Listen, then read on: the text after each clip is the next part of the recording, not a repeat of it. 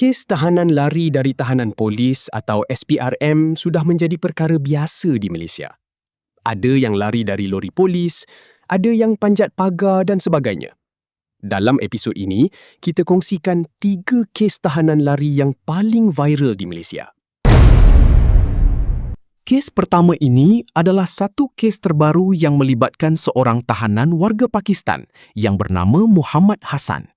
Kejadian yang menggemparkan itu berlaku berhampiran penjara Sungai Buloh pada petang Khamis 9 April yang lalu. Kejadian ini bermula sekitar jam 6 petang di Padang Kawat Penjara Sungai Buloh. Suspek baru sahaja tiba dari Mahkamah Shah Alam selepas menghadiri prosiding perbicaraan. Sebaik sahaja pintu lori polis dibuka, suspek yang masih memakai baju lokap berwarna oranye bertindak memecut lari meninggalkan anggota petugas. Tindakan pantas itu berlaku dalam sekelip mata, menyebabkan suspek berjaya meloloskan diri ke kawasan semak berhampiran. Siapakah Muhammad Hassan? Lelaki berusia 24 tahun ini bukanlah seorang tahanan biasa. Dia berhadapan dengan pertuduhan yang amat serius. Antaranya termasuklah kesalahan seksual terhadap kanak-kanak, seks luar tabi'i dan kes samun. Memandangkan rekod jenayahnya yang agresif, pihak polis mengklasifikasikan suspek sebagai individu yang berbahaya kepada masyarakat. Sehingga kini, operasi memburu suspek masih giat dijalankan. Pihak PDRM percaya Muhammad Hassan masih bersembunyi di sekitar kawasan Sungai Buloh dan belum sempat melarikan diri jauh. Kawalan di pintu sempadan negara juga telah diperketatkan bagi menutup terus ruang untuk suspek keluar dari Malaysia. Selain memburu suspek, satu siasatan dalaman juga telah dibuka. Pihak berkuasa sedang meneliti jika terdapat sebarang unsur kecuaian atau pelanggaran prosedur operasi standard oleh anggota yang bertugas. Jadi, bagaimana tahanan itu berjaya melarikan diri? Dari rakaman video yang tular, kelihatan beberapa orang tahanan turun dari lori polis selepas balik dari mahkamah. Mereka diturunkan di satu kawasan lapang di luar penjara Sungai Buloh. Tapi, timbul beberapa persoalan dari orang ramai. Pertama, kenapa tahanan kes jenayah berat itu diturunkan di luar pagar penjara? Kedua, kenapa tahanan tidak digari? Ketiga, kenapa seorang anggota polis paling hampir dengan tahanan hanya berlari-lari anak sebelum berhenti? Jadi, orang ramai tertanya-tanya, adakah kes ini melibatkan kecuaian ataupun rasuah? Kita pun tak tahu. Kes kedua ini melibatkan seorang VIP yang dikenali sebagai Datuk Seri Alvin Goh ataupun Goh Leong Yung. Pada tahun 2022, beliau melarikan diri dari tahanan di Ibu Pejabat SPRM di Putrajaya dalam satu insiden yang seolah-olah dipetik daripada filem aksi. Siapakah Alvin Goh? Beliau merupakan suspek utama bagi sindiket pengubahan wang haram dan perjudian dalam talian yang mempunyai rangkaian yang sangat luas. Kes ini menjadi tumpuan besar kerana penglibatannya didakwa mempunyai kaitan dengan beberapa selebriti terkenal dan juga pegawai penguatkuasa. Selepas tempoh remannya tamat, Alvin Goh sepatutnya diserahkan kepada pihak polis untuk siasatan di bawah Akta Pencegahan Jenayah atau POKA. Detik yang paling mengejutkan berlaku sebaik sahaja proses dokumentasi di pejabat SPRM selesai. Ketika dikelilingi oleh pengawal peribadi dan peguamnya, Alvin Goh berjaya membolosi kawalan ketat. Dia dilaporkan memanjat pagar belakang di Ibu Pejabat SPRM Putrajaya sebelum memboloskan diri ke dalam sebuah kenderaan yang sudah sedia menanti. Kehilangan suspek berprofil tinggi ini dalam sekelip mata telah mencetuskan pelbagai persoalan mengenai tahap keselamatan di bangunan tersebut. Pelarian Alvin Goh tidak bertahan lama. Pihak polis melancarkan operasi besar-besaran dan meletakkan namanya dalam senarai orang dikehendaki. Selepas hampir 3 minggu bersembunyi, jejaknya akhirnya dikesan. Alvin Goh berjaya ditahan di sebuah apartmen mewah di Kuantan, Pahang. Kes Alvin Goh menunjukkan kelemahan yang ketara dalam badan-badan penguatkuasa di Malaysia dari segi kecekapan dan integriti. Tidak hanya berlaku di jabatan polis, tetapi juga melibatkan badan lain seperti SPRM.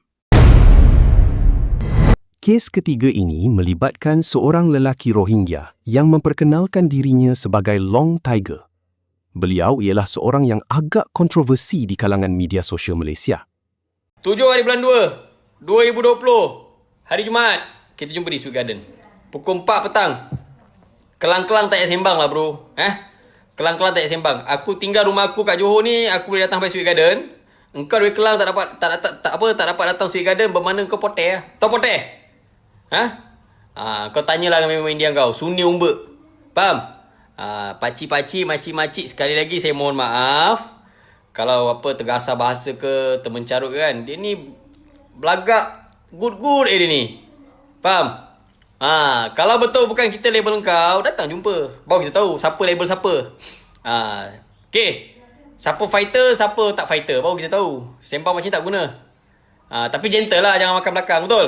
Jangan suruh orang datang tetap belakang ke apa kan. Itu memang kalah lah. Tapi kalah pun tetap aku jantan. Sebab apa? Lu makan belakang. Jangan pula bagi orang upah suruh tembak lebih jauh. Tak gentle. One by one macam anak jantan. Lu datang nak settle, aku boleh settle.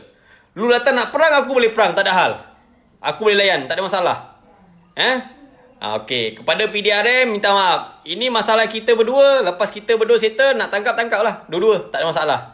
Namun, pada Disember 2021, lelaki Rohingya kontroversi ini mencetuskan kegemparan yang lebih besar.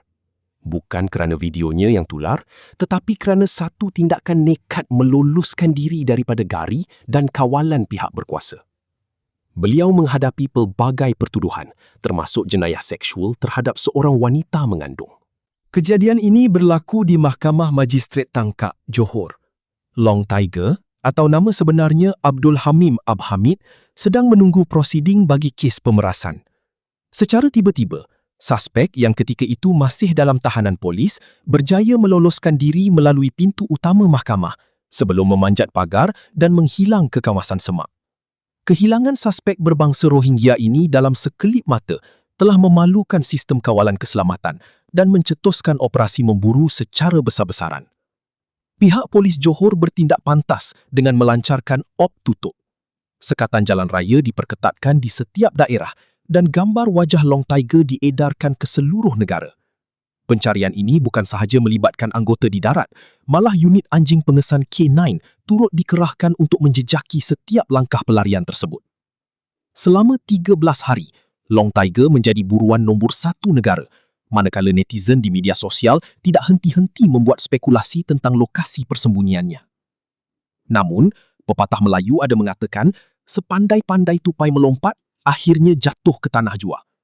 Jejak Long Tiger akhirnya dikesan jauh di utara tanah air. Pada 28 Disember, pihak polis berjaya menyerbu sebuah rumah di Sungai Petani Kedah.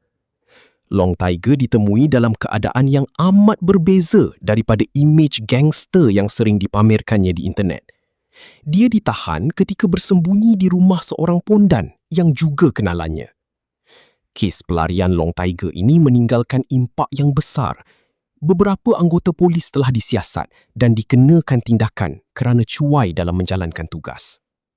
Jadi, apakah sebab kes tahanan melarikan diri dari tahanan selalu berlaku di Malaysia? Sila kongsikan pendapat anda.